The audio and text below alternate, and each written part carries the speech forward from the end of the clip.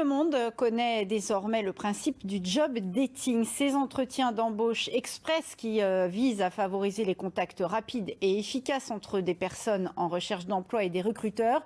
Une nouvelle démarche va encore plus loin en organisant des rencontres dites en aveugle. Voyez à Vannes ce reportage de Quentin César et Stéphanie Zad.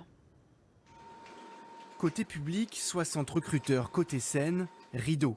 À tour de rôle, 47 candidats passent des auditions à l'aveugle. Ils ont 2 minutes 30 et ont carte blanche pour se présenter s'ils le souhaitent sans être vus et expliquer leur projet professionnel. Je veux vous prouver ma détermination. Je ne vous décevrai pas. Bonne journée.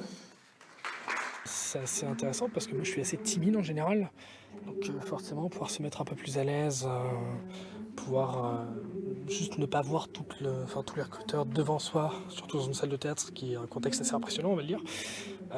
Ça aide bien à se sentir plus détendu. Le fait d'être derrière un rideau, moins de stress et puis pas de discrimination physique.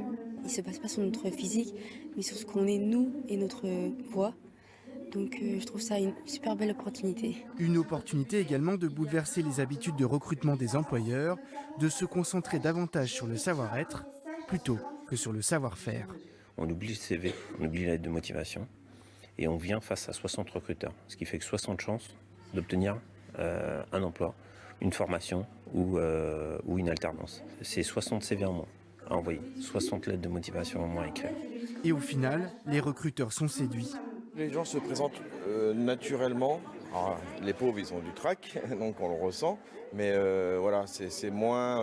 quand moi, je reçois beaucoup de CV d'aide de motivation, c'est souvent des copier-coller.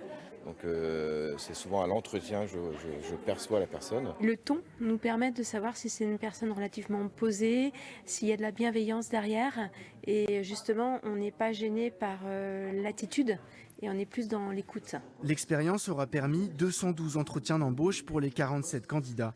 Et les organisateurs promettent déjà une nouvelle édition de The Job.